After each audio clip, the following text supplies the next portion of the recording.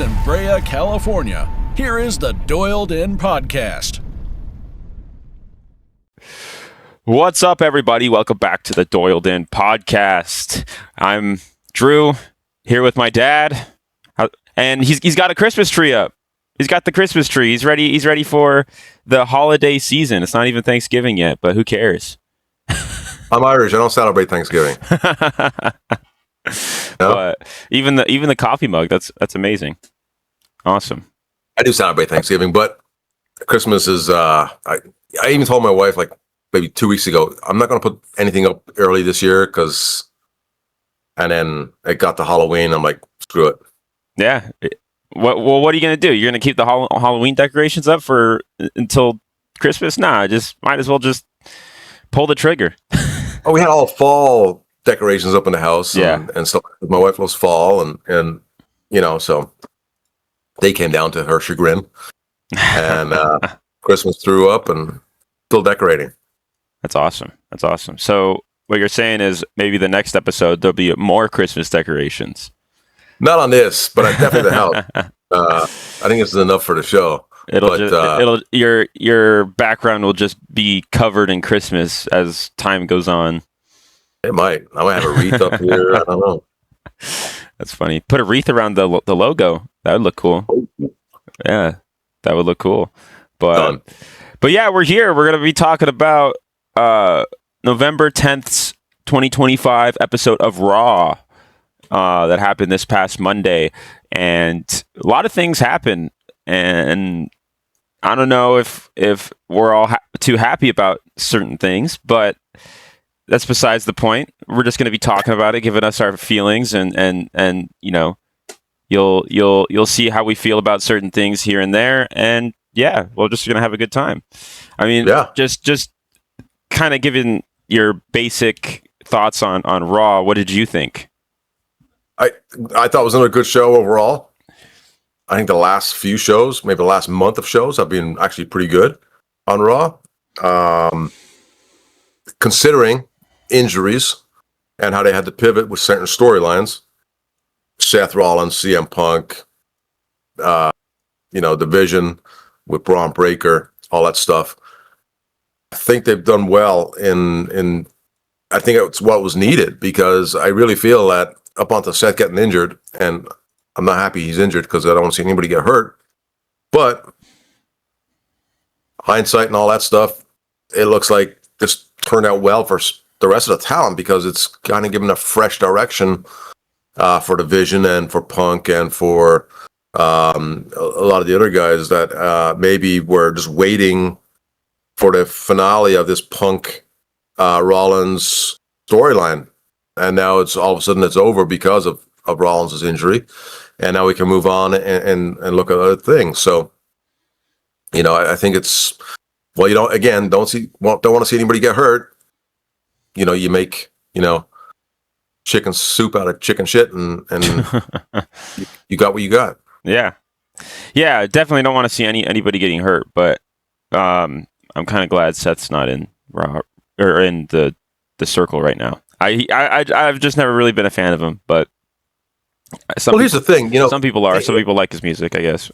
Sure, yeah, no, I mean, obviously there's fans of him and there's haters and whatever. I'm not a hater. I'm just not a fan. I was like, I think he's better. I think he's a good wrestler. Just this persona of Seth Rollins, his current persona that he carries is just not good. He was great in the Shield. He was great post Shield. Hey, yeah, I could agree with that. And I think if he comes back as a face to help Punk down the line, which is like, holy shit. We mentioned this last show, kind of like the Mega Powers back up with Hogan and Savage. Do they trust each other? And then they explode eventually. But I think that could be better for him if he ditches this with the goofy glasses and the clothes he's wearing and everything just seemed kind of whiny, Yeah. And then not good whiny. There's good heat and there's bad heat. And for me, he had bad heat. And, sometimes these injuries are a blessing, Yeah, agreed. But now that he is out of the picture, CM Punk is the one with the belt. And what happened on this week's episode of Raw was CM Punk came out. I know it's kind of not the first thing that happened, but CM Punk came out and then kind of told Logan Paul, "Hey, get your ass out here and come out and fight me." And then Logan came out, but not only was that new intro music or what's the? Because he had a song though. I don't think so. I don't know. Okay, I never. Man, maybe I just never paid attention. Don't watch it live. I'll watch it later, and I fast forward, so I may miss things like that. So okay. I'm not sure if it's new or not.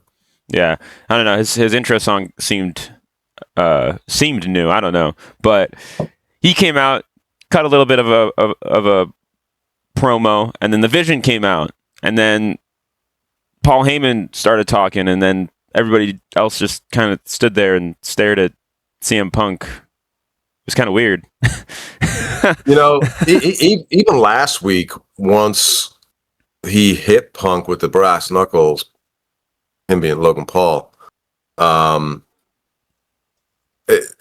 aftermath was very weird as well, where he's just standing there. And it was almost like, did somebody forget to do something here? Did somebody forget to say something? Like, hello? And it was just very awkward. And this too was kind of, it's like, what are we doing? Yeah. Are we telling these guys before they go out, hey, when we get out there, feel it and just, go with it? No, you can't do that with certain guys, I don't care. He's a tremendous wrestler. He's tremendous on the mic, but maybe not tremendous ad lib in a situation where, now he's got to go this extra step joining this faction. And maybe it's not him. Maybe it's Breaker. Maybe it's Paul. Maybe it's, Bronson Reed. I don't know. But it feels very weird. Yeah. I honestly think it's just because I don't think Logan Paul fits that team. I don't think he fits any team, to be honest. I think he's good enough on his own to where it kind of seems like he's taking a step back when he's on a team as opposed to being his full, Logan Paul self. And he's tremendous on the mic, tremendous in the ring. What's the point of him being in a team like this? I agree. I mean, if he's going to have a manager, that's one thing by himself. But I don't think he needs to be in a faction. I totally agree. He could be a very stone cold type of character, a Rock type of character. He doesn't need to be associated with anybody. He doesn't need friends. He just knows he wants to kick ass and take whatever title he's going for, and he doesn't rely on anybody. But I agree, yeah. Yeah, so I don't know. Maybe they got something else planned. He said that the reason he's part of the Vision is because he got tsunamied by by Bronson Reed. But so is everybody who gets tsunamied by Bronson Reed just going to be part of the Vision now, or what's the deal with that? But I don't know. Well, I think the Vision is kind of dipping down a little bit, and hopefully we're going to see a breakup with the Vision, and then it's just going to be Braun Breaker with Paul Heyman or something. Yeah, again, I still believe that this was supposed to break up, maybe Survivor Series or Royal Rumble when Braun was going to dump out Rollins or whomever, or maybe Bronson Reed but here we are 2 months premature, and we have to pivot. And while they've done well with most of the storylines to pivot, like I mentioned, I do believe this one's a little awkward. And I don't know. They kind of seems like once Roman Reigns left the what was it, the bloodline, that kind of tanked, right? And same thing we hear with the Vision, Seth Rollins. That seems to be just lost now. And what they should have done, anytime you lose a top guy, you've got to have another top guy ready to come in and take over, and it's got to be the right top guy. Solo wasn't the right top guy to take care of the bloodline. I think he was better now than he was then, being kind of a funnier heel, where he's kind of a goofball, but at the same time, he means business. Mm-hmm. But that's totally different than what Roman Reigns was. Roman Reigns was all business, and that's what the bloodline was, and it was, you knew he was the tribal chief, right? you knew Seth Rollins was the guy in the division, and he was running shop. Now that he's gone, it just seems like Paul Heyman's the mouthpiece, and these are his little minions, and they don't feel like, you always have to have that. You have to have that one guy in the faction, like Hogan, NWO, Yeah. Triple H and DX, Ric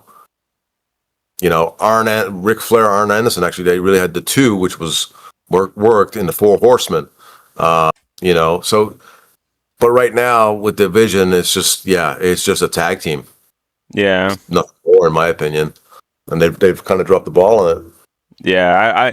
I mean, what do you think would fix the Vision? Just breaking it up, just kind of throwing it away, moving on, or would you? Well, no. I mean, they again, Braun Breaker. He's the one that initiated the turn on Rollins, and now he's just Braun Breaker. I mean, he should be the vocal guy, snatching that microphone out of Paul Heyman's hand and just going on a tirade. Yeah. And how the Vision is his, and how he's, going to climb to the top of the mountain of WWE and beat a guy. But we're not seeing that from him. They dropped the ball on that. Then they brought in, Logan Paul. Okay, now's your chance. Make him the mouthpiece. But instead, they made him look scared getting out of the ring last week, saying he didn't want any part of it. They shoved him down. He acts like a little bitch. And then he joins them later, we think. And then this week, he kind of says he joined them, but still not sure. And it's like, so now we've got 3 minions under Paul. And none of them seem like they're a threat. All good talents, that's great. And all can talk on the mic, that's great. But when you're a heel faction, you got to be a threat to the main good guy, the face. Yeah. And if you're not, then what are you doing? Yeah. It doesn't matter if it's 1980, 1990s, 2000s, or now. The formula is always going to be the same. If you want to captivate wrestling fans as good versus evil, and when you have your top baby faces like Punk, you got to have him vulnerable and then overcome that. And that's how you make a superstar, and that's how you keep ratings and keep people interested. You want to see that guy overcome the threat of being just destroyed by, especially a team, not just one guy, but a team of guys. And I know later on they went and they created the 4-on-4 match for Survivor Series War Games. That's cool. Yeah, what do you think about that? You think we're gonna get? You think because the 4-man tag team is with 4-man, right? Yep. So it's with Jey Uso, Punk, and Cody. But who's the fourth one? Oh my gosh! I think it was just a 3-man because there's only 3 people in the Vision. But there will be 4. It's typically teams of 4, I believe. I mean, that's what Survivor Series typically is. I know War Games is new and it's different, but last couple of years. So you think we'll get somebody else into the mix between now and Survivor Series? Oh yeah, absolutely. Okay. I mean, LA Knight could be in there. That's true. But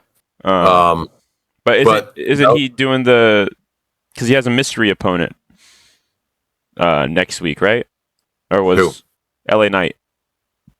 Was it next week? Because they were talking about on Raw that he had a mystery opponent or something. Oh, that's for the tournament.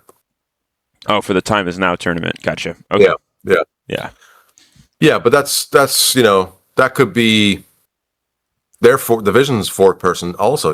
Yeah, that's true. Whoever that is, and I think that's going to be Gunther. Maybe we haven't seen in a while. Or maybe Gunther is going to be the next Intercontinental Champion. Well, yeah. Well, that's just it. I think Gunther's going to come in. He's going to win. He's going to join the Vision, like I had said months ago. I think they dropped the ball on that. He could be the big leader. He could, because he's got that stern, no bullshit persona that he's had from the beginning. But he hasn't received a tsunami from Bronson Reed. Bronson Reed would not dare. Or has he? Let me look that up. Actually, that's a good question. Has Gunther taken a tsunami? But then Gunther goes on and beats Cena for the Intercontinental title, which it was Gunther's originally, back a year or so ago, and he held it for the longest time.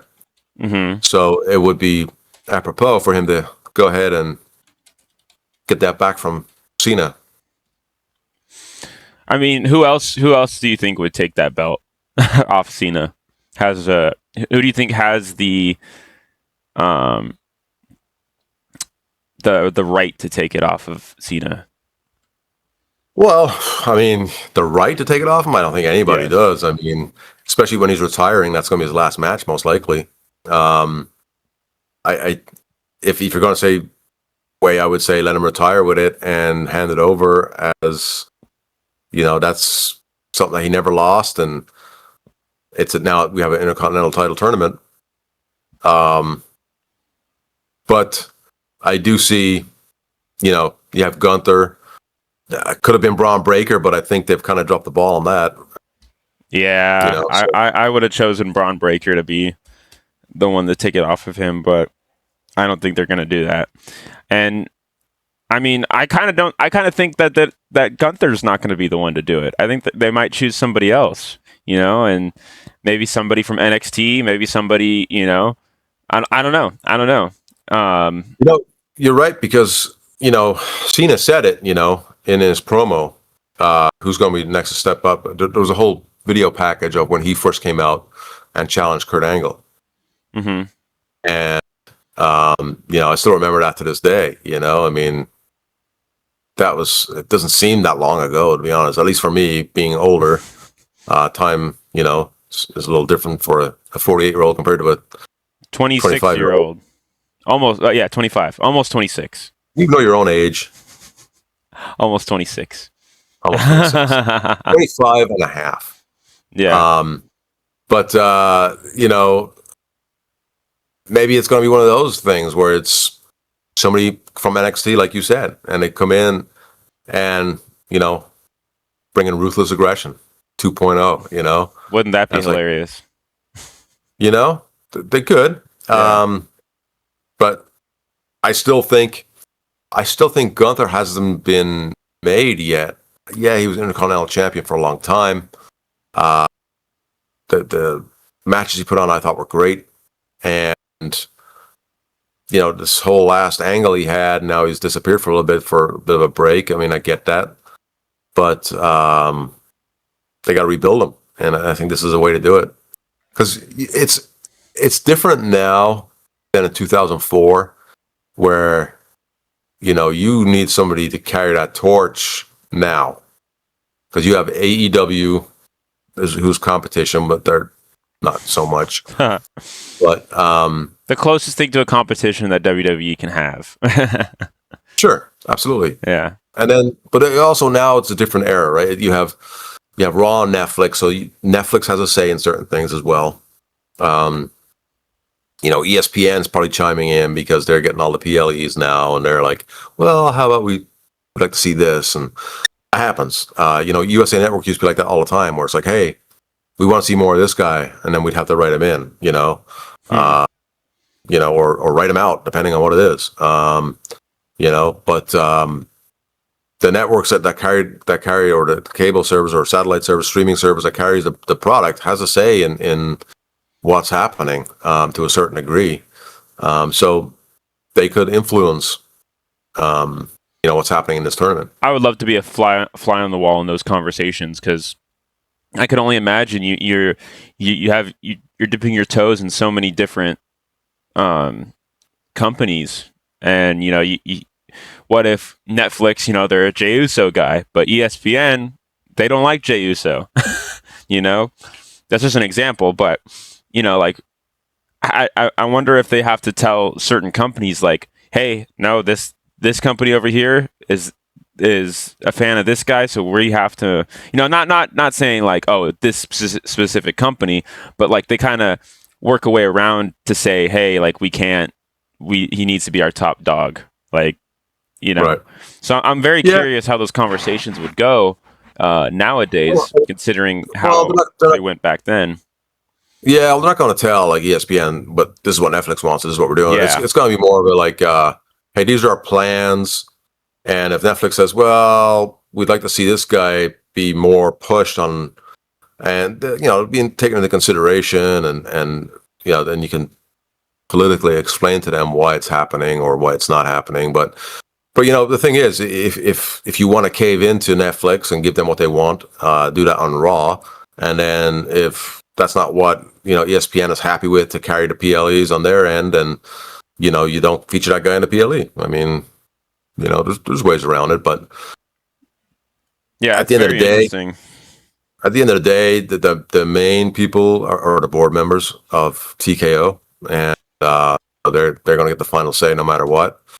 And even if Hunter says no, that the board will say, well, we run the place. I mean, but I think at the same time that they hold his opinion in high regard because it's Triple H. It's been around the industry for 40 plus years, maybe about 30 something years. Mm-hmm. So he knows what he's doing. He gets an unfair rap and sometimes, and if everything goes great, it's like, oh, that was good. They don't say, oh, well, way to go, Triple H. But then if something's not good, it's like, oh, Triple H sucks. Yeah, we want Vince back. We want Vince back. Yeah. Vince did it so much better. Well, as far as ticket prices go and availability to just your random, middle class fan, absolutely. Vince. We talked about that on our last episode. So if you want our whole rant about that, go check out last week's episode. But yeah, so I'm very curious how those talks go down. I would love to like actually know, But I think you hit the nail on the head. I think that's probably how they do go down. If like these board members are just like final say, if they want Jey Uso to be number one, they're gonna make Jey Uso number one. Yeah. I would assume they put Triple H's opinions in a high regard, considering his history with the business and whatnot. But yeah, I don't know. At the end of the day, too, those meetings are more like you and I could sit here and say Gunther is great and we should propel him to the top because he's going to create storylines and interest and ratings, streaming points, whatever to call it, and just memorable matches that are going to be like, holy shit, I got to watch WWE. But at the same time, you have these board members sitting around looking at the numbers on a board as far as, revenue.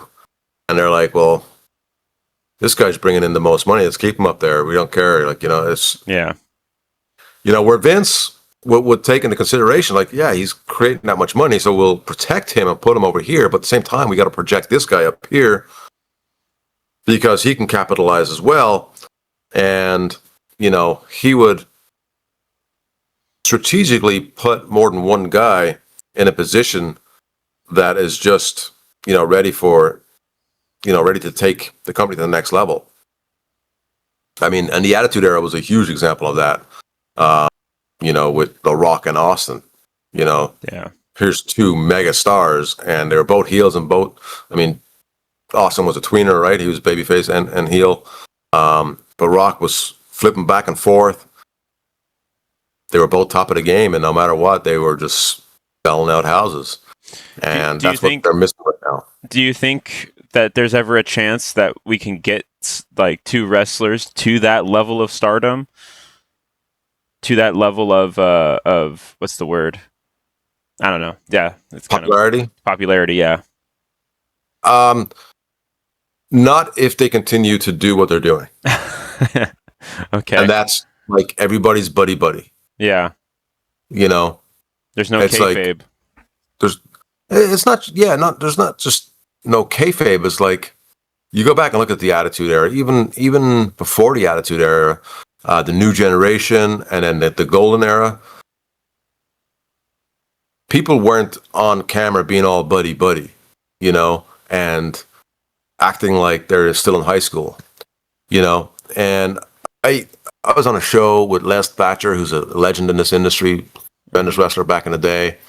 And this was like like 05, 06. And the question was, what is the problem today that doesn't seem to latch fans onto? Wrestling. And my answer then is the same answer now. And that's, you have guys coming out who look like high school or college kids, don't act like men, and want to be friends with everybody. Like, you go back to Attitude Era, Golden Era, all that stuff. Wrestlers were wrestlers. They took the industry seriously. They were out there, and they weren't just like trying to be all cutesy on the microphone and getting a pop. And, they're out there telling the storyline, doing what needs to be done to get to the next chapter of this story so they can get to the final chapter, take it home, wrap it up, and move on to the next storyline. And they respected the business, and it's like, okay, if this is the angle I'm in, like we talked about last week, if this is the character I am, I'm going to be the best damn plumber, best damn, electrician, whatever, garbage guy, whatever the character is, I'm going to be the best one possible. I'm going to sell the shit out of it, and then we're going to move on to the next thing. Yeah. And we're going to sell out the houses, and we're going to all make money, and we're all going to go home and be happy. Now it's just about, well, I got this contract now because now it's a corporation, and I can go out there and I can be silly, and I can do this, and I can make the industry look like shit, which if we get another Charlotte Flair and fucking Alexa Bliss match, I'm going to slit my throat, because good Lord, those two are the most awful things I've seen on TV in the longest time. I couldn't even watch that match. I couldn't even watch it. Awful. I mean, Charlotte Flair used to be great. I don't know what happened to her. I think she got complacent and just like, oh, this is cute and funny and whatever. But they're just absolutely terrible. And, you had, not to jump ahead, because I still want to talk about the opening and with Cena and all that. But you had in that tag match at the end, the Kabuki Warriors just laying there side by side, waiting for Charlotte Flair to get up there. And it's almost forever. I mean, TV time, that's forever. Yeah. And some people say, well, the live audience is what's important. That's the stupidest thing I've ever heard. Yes, it's important, but the home audience... All audiences are important. Absolutely. And if you're taking forever and they're just laying there, and you can see, and the camera's picking them up, just looking up, just waiting. And one of them, I don't know which one it was, put their hand up and even like pointed at something. I don't know what they were doing. But it just was so like, you had all the time in the world to move. You're looking at the person. And this is a common thing with a lot of these wrestlers, specifically some of the female wrestlers, where they'll get in a position, look at the person, I've addressed this so many times, and wait, and just stand there and wait to be fucking hit. Yeah. Go back and look at the Attitude Era, the Golden Era, the new generation, and you'll see guys, well, they have it down because they're professionals. Again, they've treated this business with respect, and they'll turn around and turn right into a move. See, they're not sitting there waiting. I remember seeing that stuff with the Divas division back when they were called Divas, Yeah. And I don't know what it is, because as back then with the Divas, I don't know, they were pretty good at wrestling, and they were pretty good with how they were moving in the ring. But now it's just kind of like with the women's division, with what we got now, is just there's nobody in there that has that, it's like Alita or Mickey James or those kind of wrestlers. They don't have anybody like that. I mean, we have Nikki Bella, but say what you will about Nikki Bella. Rhea Ripley. And Rhea Ripley. Rhea Ripley is really good. Liv's very good. I think Liv's very good. But other than that, Raquel Rodriguez is awesome. I really have grown to like her a lot. She was very green when she came in, but she has done tremendously well, in my opinion, and she's great at selling. I think I thought that match with Raquel and Stephanie Vaquer was really good. I thought that was a really good match. I thought that should have been the main event. Yeah, and absolutely. especially with the turn with Nikki Bella, like Yeah, that would have been a great way to go off the air. yeah. But even that turn was just kind of like it didn't have weight to it, in my opinion. It just kind of happened, and then it was just like, oh, all right. Like the when she hit Stephanie with the belt, I don't know. The hit just felt weird. It didn't feel like you could tell it didn't connect, and it was just kind of like, Well, even the I don't chair know. shots. I mean, what was Oh it? my Was it with god, the? yes, with CM Punk on Bronson Oh Reed. my god! It's like, don't do it. If you're gonna make it look like shit, don't do it. You Yeah, know that's a golden rule in wrestling. If you can't do it right, if you haven't practiced it and it's gone and it's gonna look like shit, just don't do it. Because you're yeah, exposing everything. And I know these guys are like exposing the business. Oh, we know it's a work. It's not the point. You know, movies are not real, but these guys don't be on camera when they shoot somebody and go, ha, and then, you know, they still yeah, protect the movie. It makes it look real and they don't have crappy explosions that make it look like crap in a Hollywood movie. And knowing like, oh, that was fake, you know, yeah, you're the top company in the industry. yeah, Stop acting like you're fucking independent, filling a house of 100 people that paid $2 a ticket. I mean, come on, man. If you're going yeah. to be charging that much money for tickets, And then make it look good. you're gonna have that kind of shit happen, and it's just kind of like, come on, guys. You're having these people pay so much money. You're spreading your company so like everywhere. Like, so I was gonna say so thin, but I don't think that's the right word. But you're spreading it on multiple platforms to where even if I don't go to these house shows, I still have to pay a large amount of money just to watch it. Right. You know, Right. and it's like, come on, guys, you guys gotta have some, as Gunther would say, prestige. But again, and this goes back to what I was saying just a few minutes ago. It's like they're too buddy with everybody. Yeah, It's like, well, I don't want to hurt my buddy with a chair. No, that's if it's part of the angle out there to hit somebody with a chair, you got to lay it in. yeah, And if it hurts, it hurts. yeah, Holy shit, I mean, I've taken chairs and it's like, lay it in, yeah. you know? You took a chair to the head, right? Yeah. Yeah. But How was that? Was that fun? but it didn't really hurt. And it looked good because it did it right. Yeah. When me and Rick did the match, me and Rick Bassman, in 2004 for, UPW, we did a thing where we went out on the stage. And then Todd Kennelly, who was one of the announcers, who I said was going to be fired once I won the match, right? That was a whole part of the storyline. Good friend of mine. And so I'm cowering down the ramp because we had a ramp that left the stage to the ring. Mm-hmm. So I'm cowering down the ramp, backing up. He gets out. The commentary booth was on the table or on the stage. So he came with a can of energy drink, right? I said, just make sure it's open, right? But it's got to be pretty full. And you got to get the impact, right? So He comes down, I turn around, and here's the thing. I wasn't standing there waiting for him to hit me. I wasn't looking at him going, where I could have ducked. I just turned around. As soon as I turned around, well, bam, right? Yeah. Can of energy drink, smashed out my head. Energy drink looked amazing because he did it right.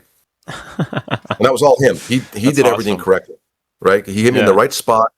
Didn't hurt because it's just an aluminum can, but it made it look like devastating. So directly after that, I spun around and there's Rick.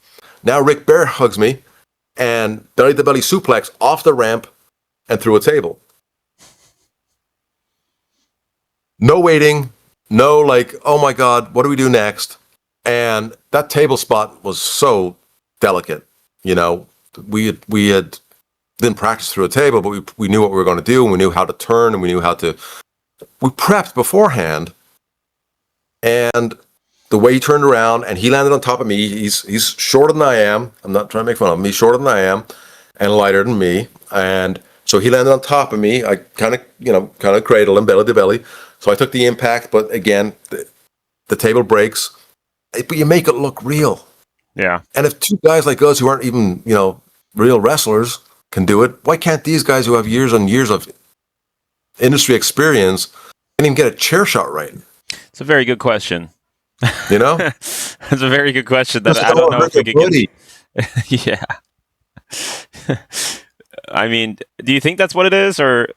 But it's I don't know. It was weird because it was CM Punk that delivered the chair shot. You would think CM Punk would, I don't know, make it look like a chair shot and not just playing tag with a chair. Right. Yeah. Yeah. It was like flag football instead of real football. Yeah. Yeah. But I think we're being a little too hateful right now. A little too what is the word? Disingenuous. I don't know. Before the show started, we talked about what we liked and didn't like, and one thing that you liked was the opening of the show. We kind of talked about it at the beginning of the show, but what about the opening did you like? Because for me, I didn't like it. I didn't like it. And in hindsight of the whole show and the way the show ended, I was kind of like, well, that, it undersells the opening of it. But anyways, go ahead. You can just go ahead. I'm rambling. No, I think, hey, not everybody likes, chocolate ice cream. A lot of people like vanilla. It's okay. I liked Triple H coming out. I know some people didn't.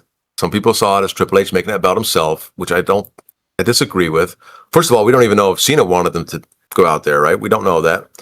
But at the same time, we're winding down here to the end of his career, where we're not going to see him on TV anymore. So why not put him over as much as we can? And for Triple H, who's the chief content officer of the company and the face of WWE as far as, leadership and,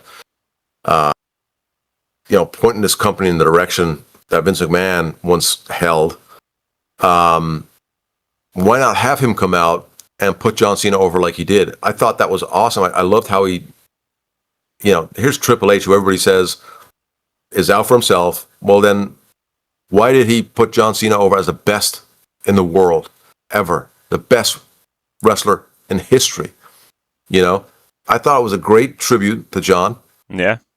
And why do we have to wait for someone to die before we say things like this about them in the ring and give them their accolades? Very true. And their flowers, as these kids said. I hate that term, by the way. Give them their flowers. So fucking.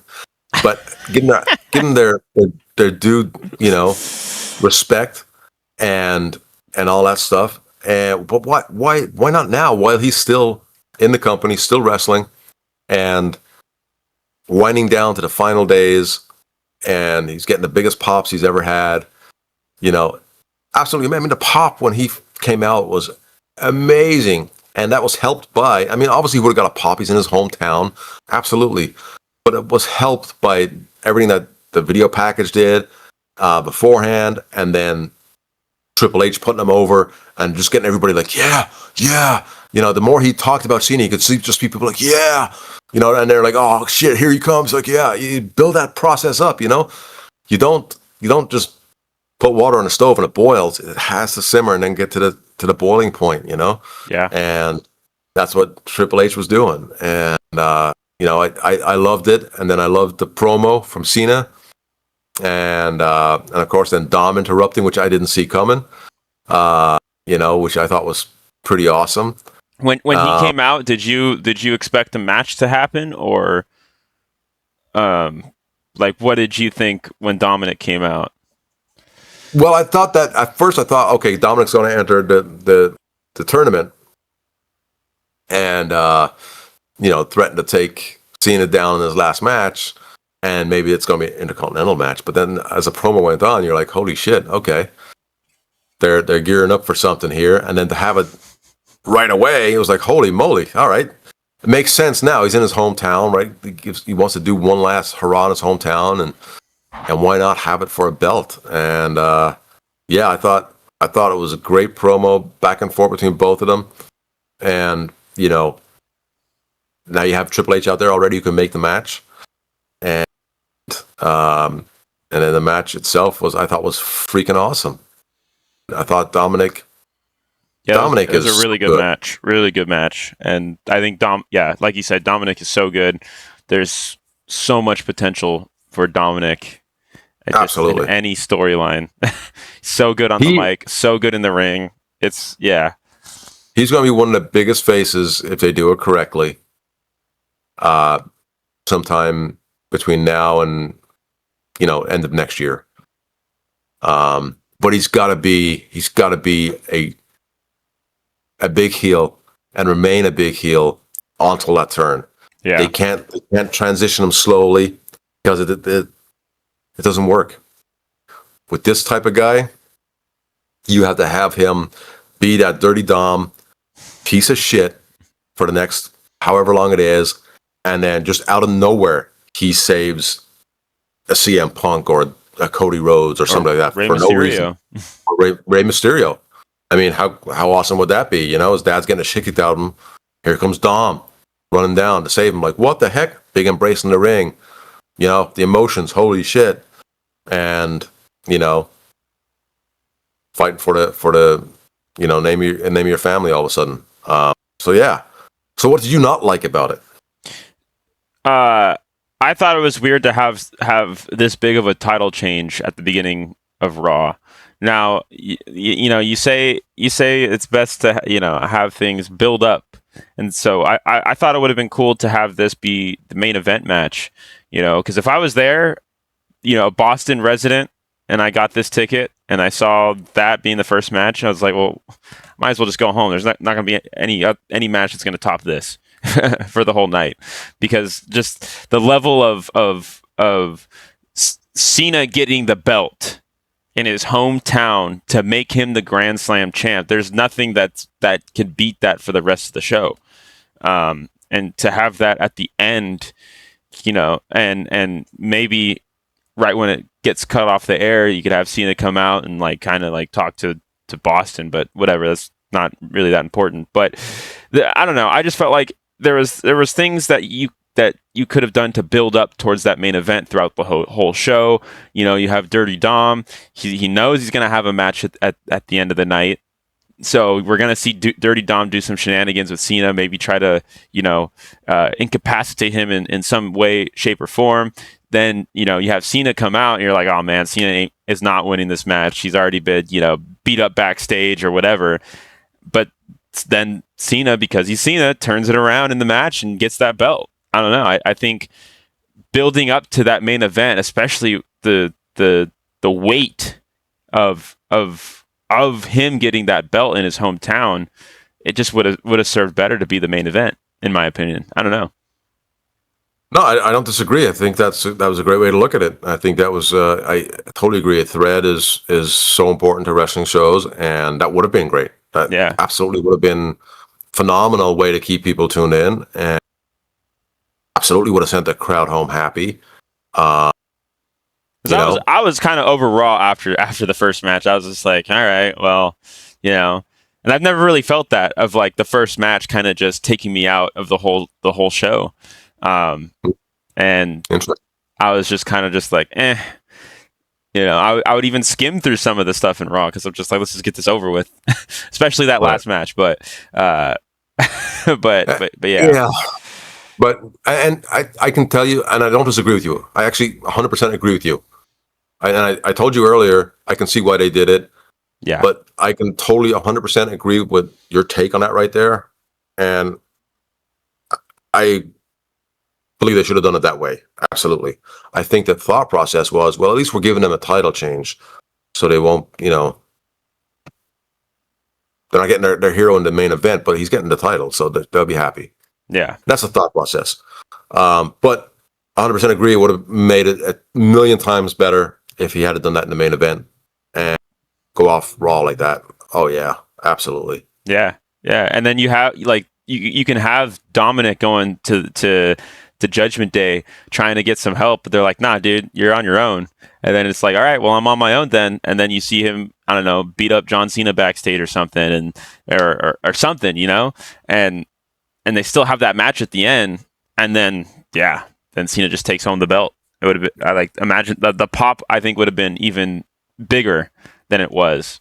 I don't know. I would have loved to see that, but Yeah, oh well. I agree. So that would have been 10 times better, especially knowing how Raw ends. Yeah, Yes. that's a big thing with me too. Is the last two matches of Raw, it was surprise after surprise, and maybe that's why they didn't want to put the belt change at the end, because there was already two surprises happening, with Rhea Ripley coming out. I don't know if you want to call that a surprise or not, but I think the belts changing was a little bit of a surprise, to me at least. I was not expecting the Kabuki Warriors getting the belt back on, but I guess in hindsight it makes sense because the Kabuki Warriors came back together for a reason, and whatever, they want to build them up back up again. But I don't know. Yeah, but that going back to what you were stating though, what would have been the bigger pop at the end of the night, and that would have been Cena. But they could have put that match at the beginning. So. And then we wouldn't have to sit through the horrible backstage interaction between Charlotte and Alexa Bliss either, because the match is up first. So yeah, and then the whole Nikki Bella surprise too. I mean, do you think they're going to take the belt off Vicaire and give it to Bella, or what do you think's going on with that? Well, I mean, if they want to go back to what they had with Liv, oh no, who's it? Yeah, it's Liv, right? That was Liv's belt. Yes. Yeah, that was Liv's belt. Then they could do that, and Liv comes back and gets it from Nikki. It's a way around that. But I think Stephanie Vicaire is pretty hot right now. I don't think you want to take that belt off her. No. So I think this is a good heel run for Nikki, but I think Stephanie goes over and keeps the belt. I think she has to have a long run with it until Liv comes back. Yeah, or Naomi. Naomi. Oh, that's who you were thinking of the whole time? No, but you're right. Oh, you're okay. Yes. Naomi. Yeah, we still have Naomi, but I think Naomi's a lot busier than Liv Morgan, so I think it's more likely to have Liv Morgan come back before, and then maybe Naomi take it off Liv Morgan. She's pregnant. I mean, she shouldn't be doing too much. Yeah. She's not busy. Come on. Well. I hope that's all going well, because that's awesome. But yeah. We do miss her. It's when she comes back, it's going to be great.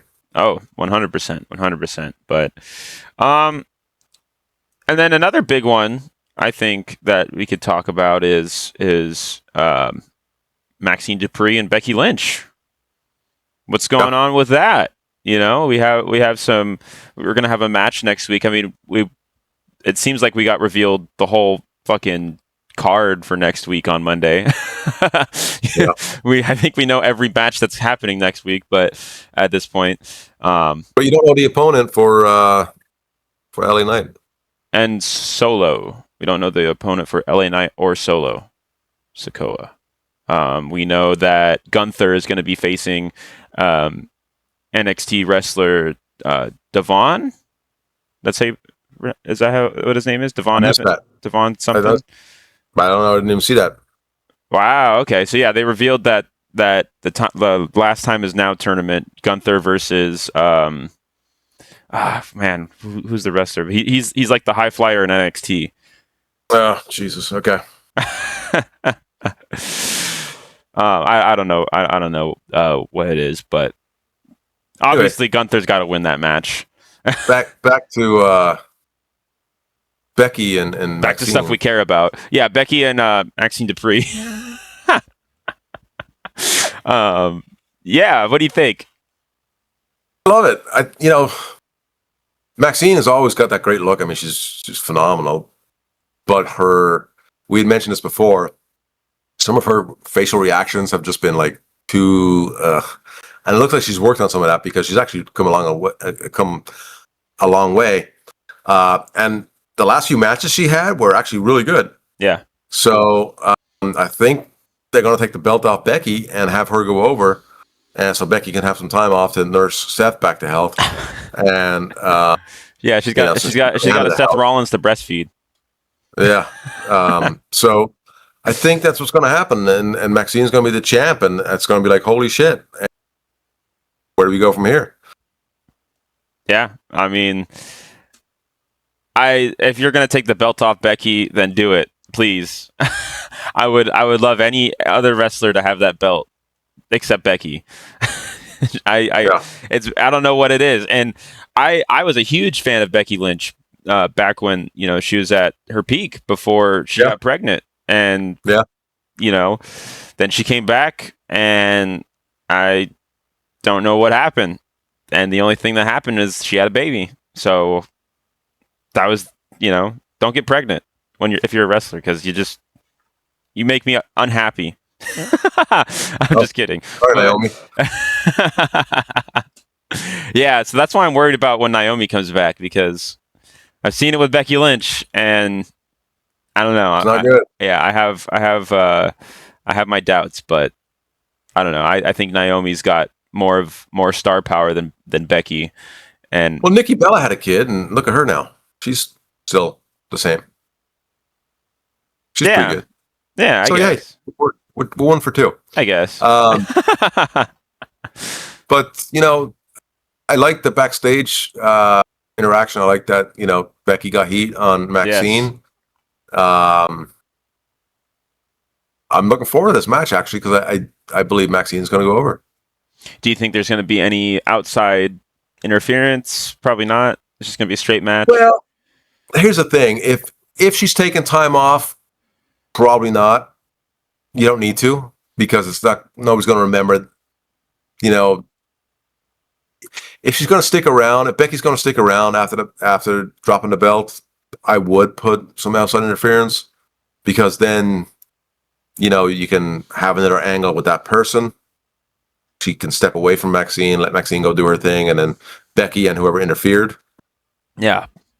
Plus, it's also, hey, Becky's more experienced, and she just lost to Maxine. That kind of could make Becky look weak. But again, if she's taking time off, it's not going to matter, because she's taking time off. But when she comes back, nobody's going to be like, oh, it's not a continuous storyline to where she's going to be looking weak. And it's the psychology of it. So, what if Maxine turns heel and wins the belt by turning heel? I don't see how Becky would have to turn face in the match. I mean, I don't know. You could do a double turn, but I don't see why you'd waste that on these two. Yeah. No offense. It's just, that's something you say for a bigger moment, Yeah. Like Brett and Austin. But no, I can just see Maxine's going to get a huge pop if she goes over.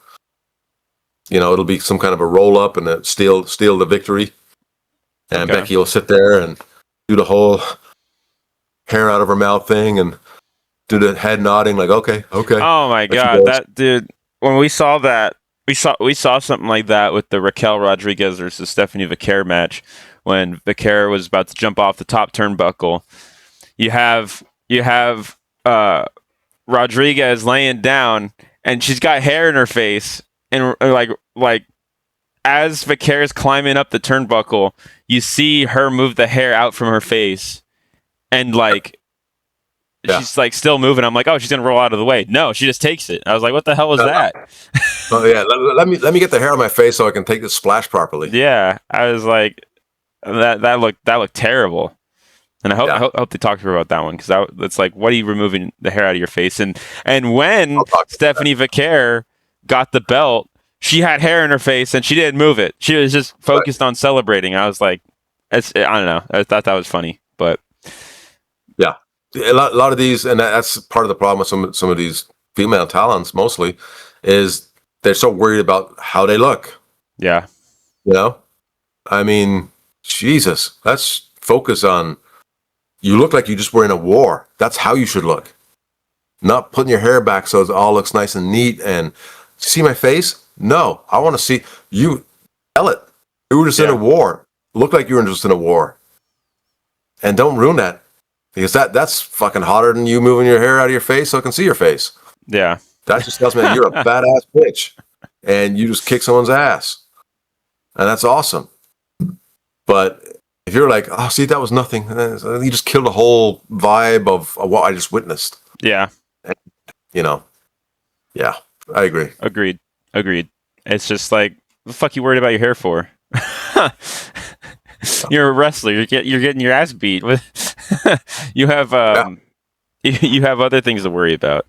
But yeah, I mean, I don't really have anything else to say. I mean, I would look forward. I'm looking forward to that Maxine and Becky match. I would love to see what Maxine's title reign is going to look like if she gets that title, which I think we're going to see her get it. But yeah, and then no, go ahead. Yeah, I'm just gonna say I'm looking forward to Raw too. I mean, they got some good matches coming up. I mean, you mentioned that they kind of gave away most of the matches. That's fine. I mean, as long as they're good. Yeah. And having Gunther on the show, that's a must see for me. His return. Yeah. So, I think next week's gonna be another good show. Just match placement is a thing for me, and I agree with what you said. I think they kind of messed it up here. I think they kind of jumbled it. I think they did it backwards. Yeah. But yeah, I would. So let's see if I could pull up the Time Is Now tournament and see if we can look at the matches that are coming up. Well, Rusev won his match.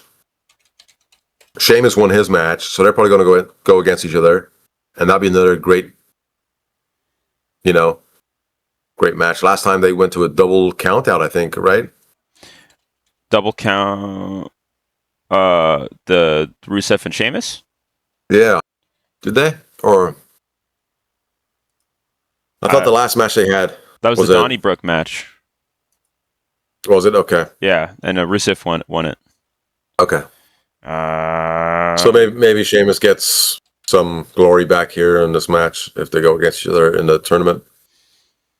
Yeah, I mean, who would you like to see the final two wrestlers be?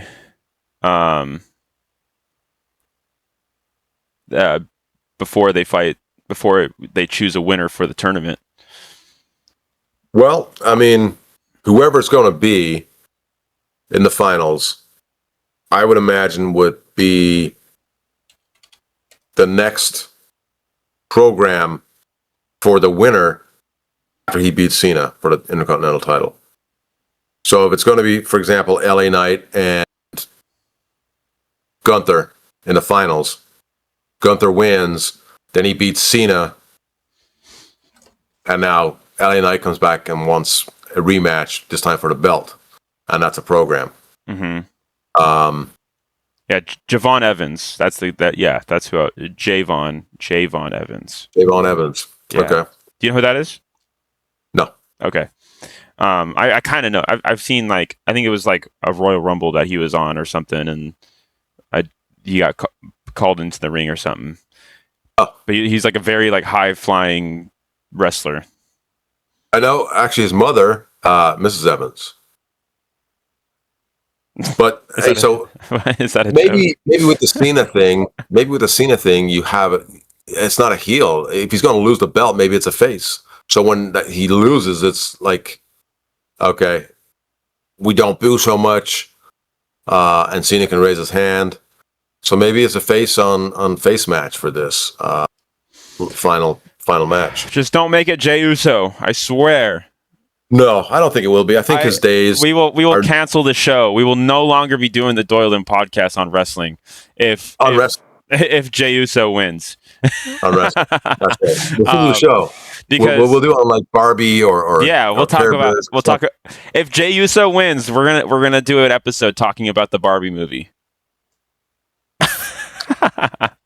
Thankfully, that's not going to happen. Yeah, that's not going to happen. But I think Jey Uso's days at the top are done.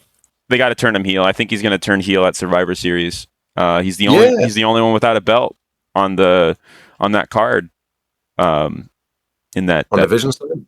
Or no, because he's tagging up with sorry, Cody and Punk. Yeah. He's the only one without a belt. So. Well, it should be another person, right? Isn't it 4-on-4? So, I mean, I think that's what it's supposed to be. I don't know. But in terms of the tournament, because I got all the stats right here for it. So far, first round matches have already happened. Rusev defeated Damian Priest. Sheamus defeated Shinsuke Nakamura. So Rusev and Sheamus moving on to the next. Now, real quick, moving on. Are they facing each other in the next round? Is that what it is, or are they different parts of the bracket? I don't think there's a bracket yet because we don't know all the wrestlers that are in it because they're doing like that like. I forgot when they did this back in the day when I was a kid, but they would have like that bingo rolling thing, and then they would roll it, open it, and pull out like something, and then a name is in there. They're kind of doing that. I don't know if you saw that on the show. No. Okay, yeah. So that's where Adam Pearce, he pulled out like a name of the bingo thing, and it was Solo, and then he pulled out another one. He read it. He's like, "Nah, we're gonna keep that saved until next week." So we don't know who Solo is gonna go up against, but so far for the okay, so they're labeling it as first round matches. So the Miz versus Jey Uso, that's gonna happen on SmackDown. I really hope the Miz wins. That'd be pretty cool. And then Gunther versus Javon Evans on Raw next week, and then Solo versus mystery opponent. I think that's on Raw next week as well. So I don't know if they're gonna have another match on SmackDown for the Time Is Now tournament, but I do like that it's happening on both Raw and SmackDown. That's pretty cool. Yeah, I mean, it makes sense, right? I mean, you get the most out of it on both shows, and yeah. Not just tied to Raw, but here's an interesting thing. I don't know contractually how this person is right now, but I do know he's not signed with AEW, re-signed. So I don't know if he's got a clause. But the mystery opponent for Solo would be awesome if it was Edge. Ah, that would be so cool. That would be cool. That would be very cool if it was Edge. The pop would be crazy, especially in Madison Square Garden. Oh my God. And then for him to win and go to the finals with Cena. Holy shit, Now you're talking big stuff. Yeah, but you don't think Cena's going to give it to somebody he sees potential in? Sure, but I'm just worried that it's somebody that okay. Yeah, like Jey Uso. Well, I mean, somebody new, like Javon Evans or whoever, Yeah, I don't know. I want some high flyer coming in and doing this shit. I agree. I'm not 100% against high flying and all that stuff. I think there's some really good ones out there. They lack psychology in a lot of things they do. Because it's just kind of let's just do a grand move, and that's kind of all I got. Yeah, but it shouldn't be main event stuff, Yeah. Because now you're taking me out of what wrestling is, and I'm just not a huge fan. Yeah, makes sense. Understandable, but I'm either. It just depends on who it is. It just depends if your only thing is you're good doing high flying moves and you can't really do anything else, then it's not that fun to watch because you're just doing the same thing over and over. Right. So I don't know. And then when you have it match after match, it's the same thing over and over. Yeah. Like exactly. AEW has a lot of that where every match almost looks the same. That's crazy. Yeah. Still have yet to see a single AEW program. Well, you're not missing out, let me tell you. Yeah. But so do you think that's who the mystery opponent's going to be? You think it's gonna be somebody like that with that level of shock value? Well, it would have to be if they're like, well, we're not going to say who. It can't be like, well, it's Frank from NXT. It's like, Yeah. oh, I waited a week for that. What if it's Joe Hendry? Awesome. That's different. That is different. That's a good point. That's the only worthy name from NXT that will go, oh shit. I think it could be Joe Hendry. That would You're probably right. That would That's be a great call. Amazing. That would be amazing. And for him to win the whole thing will be phenomenal. Oh man, he is a guy who's going to be the future of the business. Yeah. Absolutely. Oh man, if Joe Hendry wins that belt, whoo, wouldn't that be a shock? Nobody would expect that. I think nobody would expect it right now, until it's revealed. Once he gets in the tournament, now you want it. Yeah, that would be great. Yeah, I think that's the biggest. That's the only person I can think of that would warrant a reason to keep it a mystery. That'd be good. But yeah, Edge would be crazy too. I don't know. We'll have to wait till Monday. But yeah. So Miz versus Jey Uso. Who do you think's winning that? Oh, Jey Uso. Yeah, Jey Uso's gonna win it. As much as we kind of don't like Jey Uso, he's winning that. Although it would be cool to have everybody in the finals. On paper, it's cool, but given the purpose of the tournament, it would probably go against itself. But it would be cool to have all the wrestlers that were wrestling around the time Cena was at his peak. Miz, Sheamus, Rusev, all these that was in the locker room at that time. During his peak, I remember. In our house, we had a fan of the Miz, which was my brother Kevin. And then we had a fan of John Cena, which was my brother Colin, and then I was the CM Punk fan, and it's just cool to see, they're still kind of doing their own thing. They're in the ring, but Cena's on his way out. But it's still kind of cool to see them all together on the same program again. Yeah, no, it is. It's awesome. Come full circle on the whole era back then. Yeah. As love it or hate it, it's still cool to see. Yeah. We still have some of the 7-Eleven cups from back then, even. Yes, we do. The WWE, it was WWE Legends video game or something. Like that. Yeah, but yeah, I think Jey Uso is going to win that one as well. But I think Jey Uso is going to turn heel at any point at this moment. I don't know. That's just the way he's carrying himself.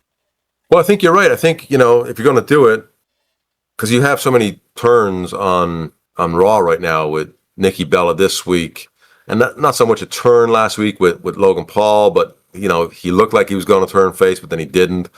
So, too many turns week after week just kind of, it puts a precedence on the show, and you don't want to have that. Because then when it doesn't happen, people start going, oh, what the fuck? So I think to keep Jey Uso for Survivor Series, like you said, I think would be great. There's a spot in that match there where, he just levels Cody Rhodes or Punk or whatever it is. And I can see him doing it to Punk first because that's the IC title. That's the title that he held, the world title as well. Wasn't that? Wait, is that the one that Gunther had? I'm getting it. Oh yeah, never mind. I'm getting them confused. Yeah. Well, who has the world title right now? Punk. Oh, Punk and Cody Rhodes. That's right. But yeah, that's when sorry. Yeah, I got my titles confused. That's what I'm saying. Yeah. Jey Uso would probably hit Punk first because Punk beat Jey Uso for that title recently, and but then. To solidify his turn, he would have to do it on Cody as well, and absolutely, yeah, and say, "I'm, fuck that belt. I'm going for Cody's." That would be sick. Yeah. Yeah, change brands, freshen it up a little bit, Yeah. and do that kind of thing. I think that's because especially now when you have Cena is going to be leaving, you have Orton's out. I don't know what's going on with him. Uh, Rollins is out. There's a lot of big name talent that's When's Kevin off. Owens coming back? Do we know? He'll never come back. Maybe that's Solo's mystery opponent as well. That's another option. Kevin Owens. I mean, some of these guys that were told they could never wrestle again end up coming back and doing stuff like. Oh, was that like he was told that? Yeah. Oh shit! I didn't know that. Okay. Because of his neck. Yeah. Oh yeah, I had no idea. Yeah. So Wow. but sometimes they also play it up to be more devastating than it is, knowing, well, I'm going to be out for a couple of years and or maybe 12 months or maybe 6 months, and people like Kevin Owens who love the business and maybe kayfabing it a little bit. Hopefully he can come back. I would love for Kevin Owens to come back. I think right now is a perfect time to have Kevin Owens come back. I don't know. I saw a picture of him recently. It looks good. He's trimmed down and looks good. That's good. That's good. Good for you, Kevin.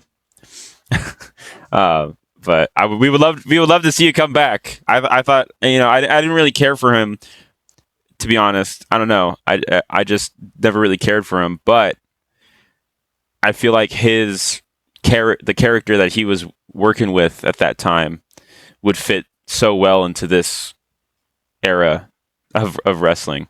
I think he was a little ahead of his time, and I think putting him in now, I think, would be phenomenal.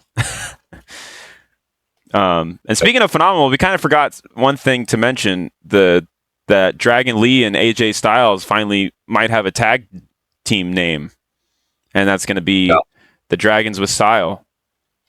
The Pterodactyls. That's a good name, the Pterodactyls.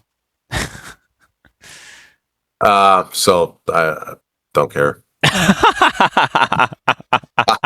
I mean, it's such an oddball tag team. I just, it's not going to last. They're gonna lose it to somebody. Probably, maybe the Vision. Hopefully, I need to see some belts on the Vision. They need to put belts on them. Absolutely. We've said this at the beginning. Like it's a perfect faction to have belts on, and now that Judgment Day doesn't have any belts anymore.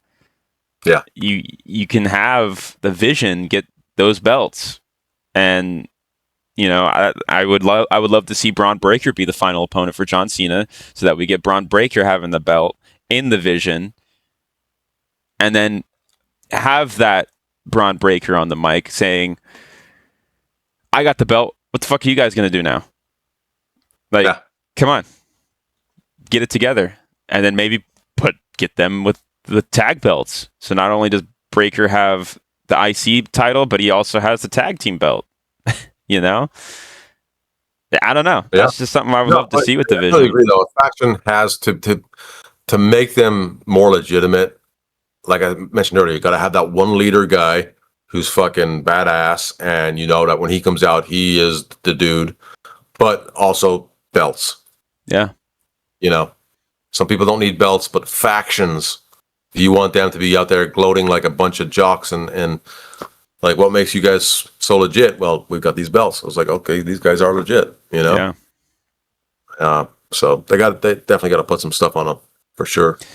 Yeah. But other than that, anything else you want to say? Anything you want to talk about, or? Well, I want to do next week's show on JFK. Yeah. It's the what is it? The anniversary of his passing? Yeah, it'll be 62 years. 62 years since he's been assassinated. That's crazy. And there's so much that goes into it. It's so intricate. It's so involved from, it's not a conspiracy theory. The documents have been released that explain not who did it or how it was done, but verify this was not just one guy and how he was just a little pawn in the whole game. And, I've studied this for years, so I'm itching to do a show on it.